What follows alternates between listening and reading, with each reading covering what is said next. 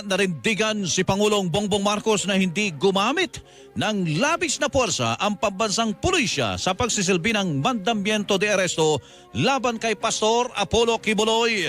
Ayon kay Marcos, walang tinatawag na overkill at wala ring nalabag na karapatang pantao ng mga miyembro ng Kingdom of Jesus Christ. Sa katunayan ay wala anyang pulis na armado at hindi rin sila gumamit ng tear gas. I think what they are talking about is political na yan.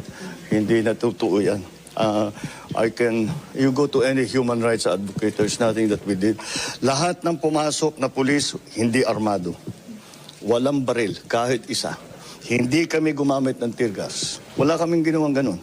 So ano yung human rights violation? Kasabay nito, ginit ni Pangulong Marcos na ginagampanan lamang ng mga pulis ang kanilang tungkulin sa paghahain ng arrest warrant laban kay Quiboloy na naharap sa mga kasong child and sexual abuse at human trafficking.